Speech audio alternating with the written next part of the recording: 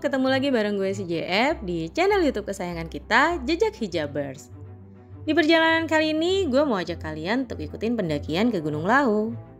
Sedikit informasi, secara geografis Gunung Lawu berada di antara perbatasan Jawa Tengah dan Jawa Timur. Jadi, jika kita lihat di peta, Gunung Lawu terbagi menjadi sisi kiri dan sisi kanan antara Jawa Tengah dan Jawa Timur. Gunung Lawu terletak di antara 3 kabupaten, yaitu Karanganyar di Jawa Tengah, Ngawi, dan Magetan di Jawa Timur. Dengan ketinggian 3.265 mdpl, Gunung Lawu menyimpan begitu banyak misteri. Konon, Gunung Lawu juga merupakan pusat kegiatan spiritual di tanah Jawa dan berhubungan erat dengan tradisi dan budaya Raja Mangkunegaran. Untuk jalur pendakian kali ini, gue memilih jalur via Ceto. Seperti apa treknya? Yuk ikutin perjalanan gue kali ini ke Gunung Lawu. Oke, dan sekarang kita udah ada di base camp Gunung Lawu. Hari ini kita akan pendakian ke Gunung Lawu. Di sini nggak sendiri karena bareng sama teman-teman yang kece badai. Ini ada AA Reza. Halo. Ini adalah merangkap ya tadi. Merangkap. Guide, porter, apalagi ini juga Koki semuanya. Koki, owner juga dia sebenarnya. Nah, kalau ini siapa namanya? Om Diki. Halo. Om Diki. Om Diki ini lain daripada yang lain. Dia bawa kursinya buat nanti kita foto-foto itu. Nah, langsung dari kayu. Oke, jadi ikutin kita hari ini akan ke Gunung Lawu dengan ketinggian berapa? 3265. 3265 mdpl.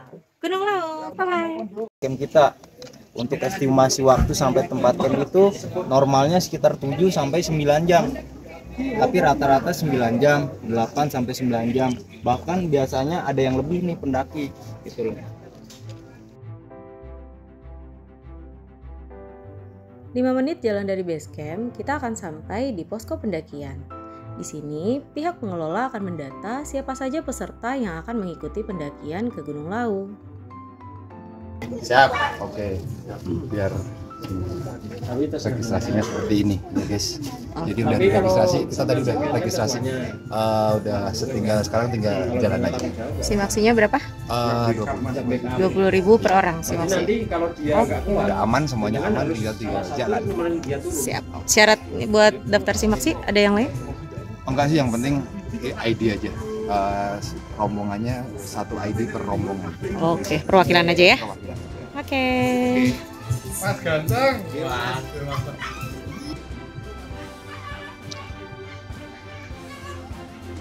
Nah, ini spot favorit kalau kalian mau foto di pintu gerbang sini. Halo. Rame-rame dulu. Kita foto, wow, serombongan. Salah satu yang gue suka dari jalur pendakian via Ceto adalah tanda baca jalur yang cukup jelas. Contoh, kalau kalian menjumpai jalur bercabang seperti ini, maka nggak perlu panik karena pihak mengelola sudah menyediakan tanda baca jalur yang cukup jelas. Contoh seperti pelang ini.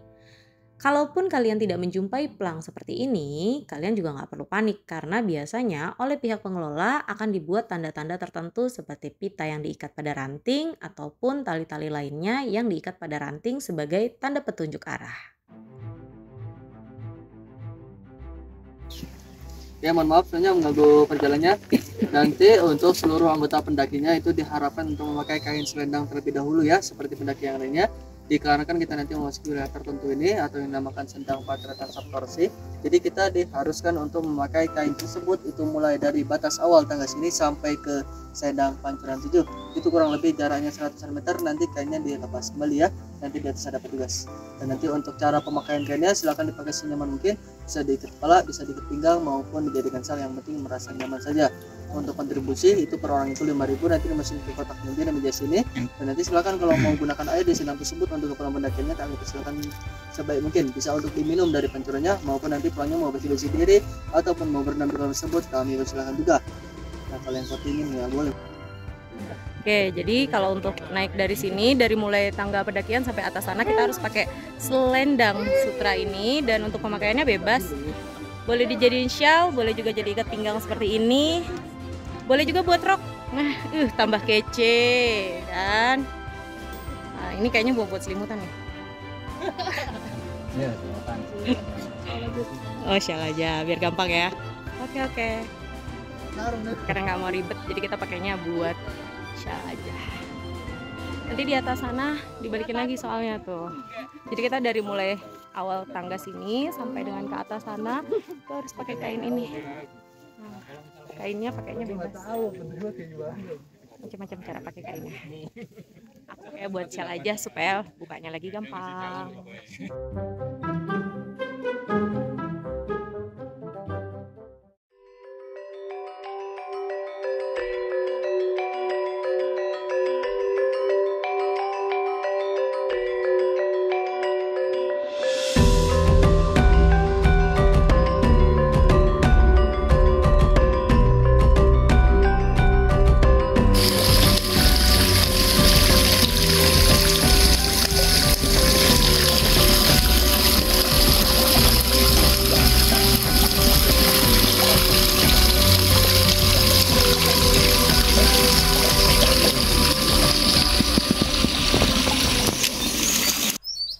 Jam 11:33 kita sampai di pos 1 Mbah Branti. Memakan waktu 50 menit dari pos pendakian menuju ke pos 1. 12:33 gue sampai di pos 2. Waktu perjalanan dari pos 1 ke pos 2 kurang lebih sekitar 40 menit dengan jalan santai.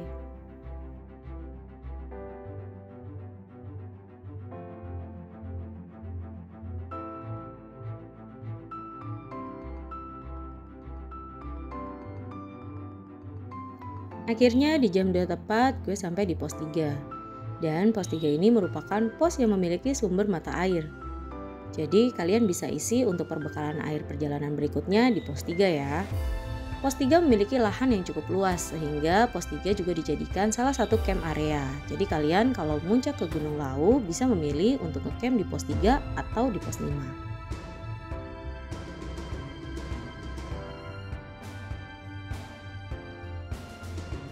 Menuju ke pos 4, treknya udah lumayan bikin lutut menjerit karena di sini udah mulai 3D. Secara jarak sebetulnya nggak terlalu jauh, tapi karena memang treknya udah mulai menanjak, ini yang bikin estimasi waktunya agak sedikit lama. Gue membutuhkan waktu sekitar 2 jam dari pos 3 ke pos 4.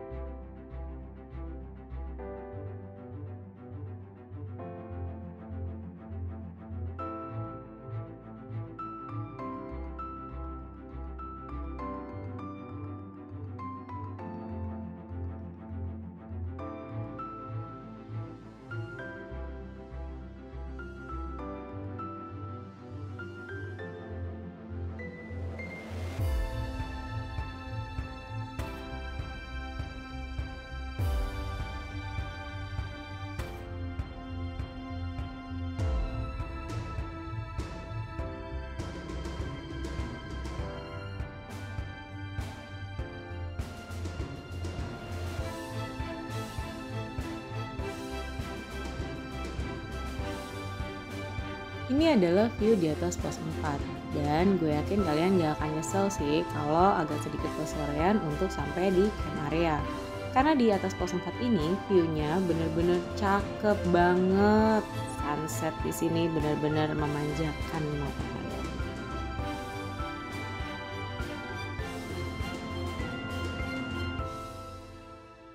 Sampai di pos 5 18.20. Karena udah terlalu capek, jadi setelah makan malam gue memutuskan untuk langsung istirahat sekalian menyiapkan tenaga untuk summit pagi ini.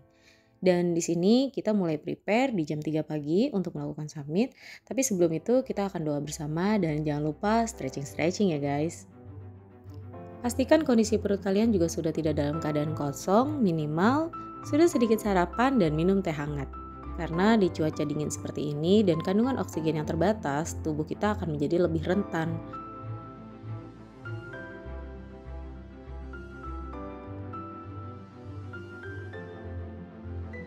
Jam 3 lewat 16 menit dan sekarang kita udah siap-siap mau menuju puncak. Jadi kita mau submit.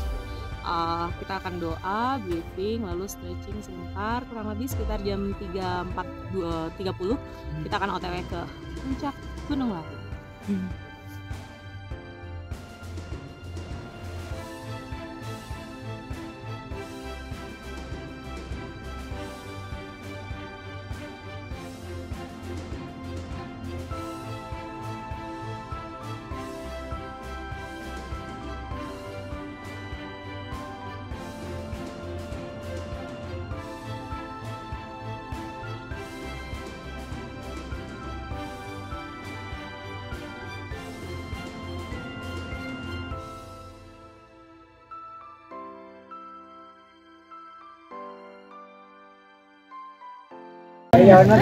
Yops, 5.50 kita sampai di puncak Gunung Lawu. Dari ketinggian 3.265 mdpl, puncak Gunung Lawu.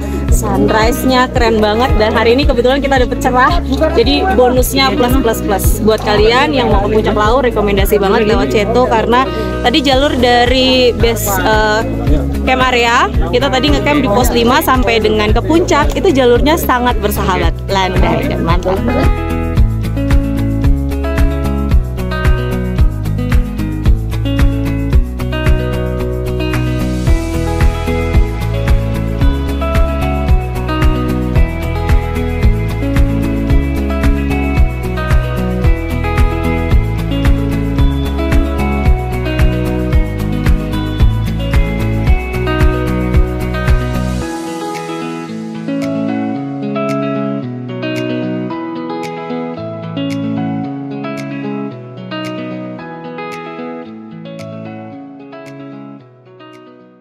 Kita mau ke puncak buaya dan ini ada yang seneng banget karena mau ketemu buaya darat. Masukkan buaya darat, minggir dulu, nanti foto.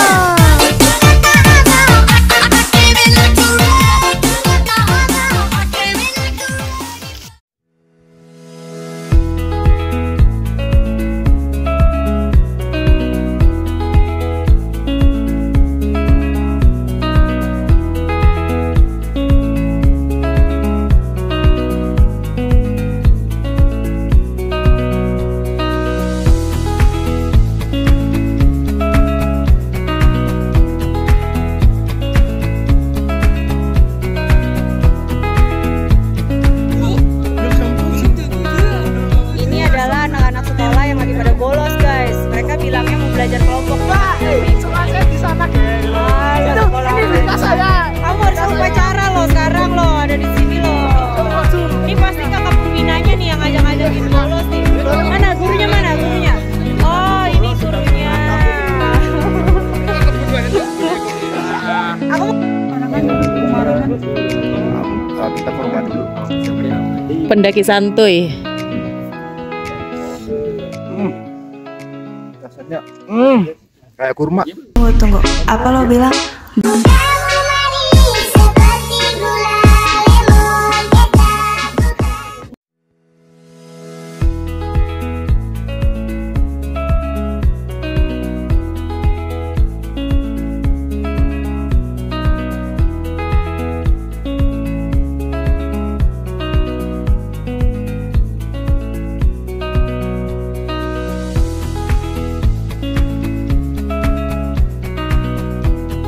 Ya, sekarang kita lagi ada di warung yang Boyem. Ini adalah warung yang legendaris banget dan ini adalah warung tertinggi di Indonesia, warung Boyem yang ada di hampir puncak Gunung Lawu. Jadi kalau teman-teman ke puncak Gunung Lawu jangan lupa mampir di warung Boyem buat makan pecel.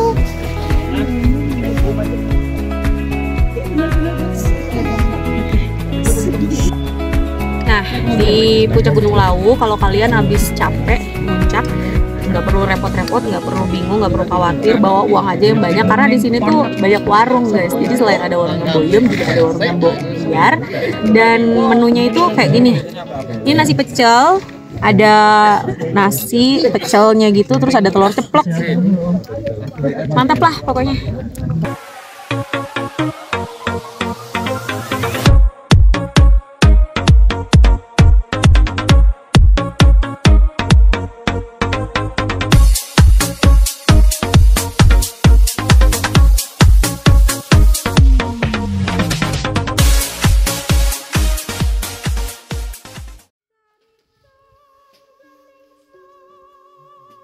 Dalam perjalanan turun, kami memutuskan untuk mampir sebentar ke Hargo Dalem, di mana Hargo Dalem ini berada tepat di bawah warung Boiem. Gak jauh dari warung Boiem, teman-teman akan menjumpai Hargo Dalem.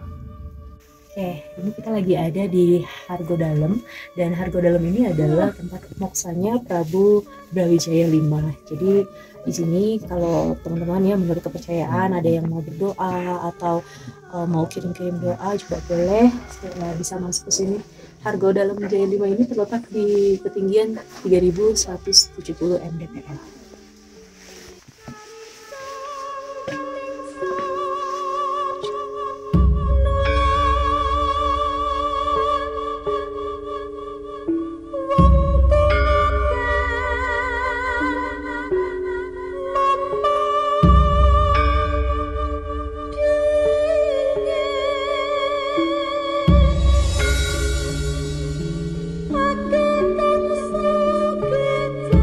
Hal lain yang menjadi misteri pendakian Gunung Lawu via Ceto adalah kehadiran pasar setan. Pasar setan ini menjadi perbincangan hangat di kalangan para pendaki. Banyak yang pernah mendengar suara bising seperti berada di pasar.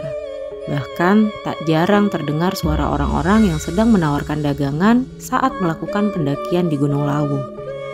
Menurut kepercayaan masyarakat sekitar, apabila kamu mendengar suara bising di atas Gunung Lawu, sebaiknya buanglah salah satu barang yang kamu punya, sebagaimana orang yang sedang melakukan transaksi barter.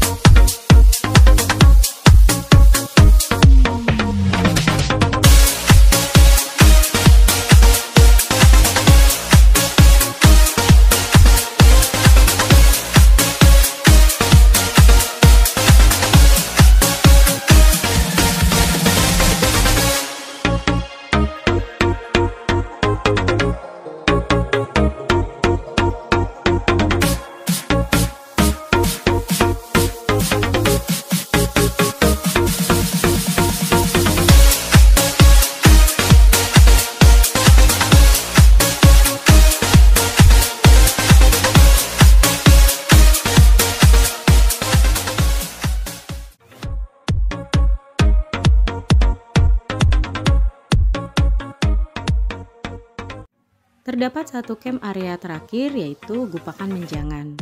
Tempatnya cukup luas dan lebih dekat menuju puncak. Namun, karena jarak tempuhnya terlalu jauh dari pintu pendakian, maka para pendaki hanya menjadikan area ini sebagai tempat alternatif apabila pos di bawah sedang ramai.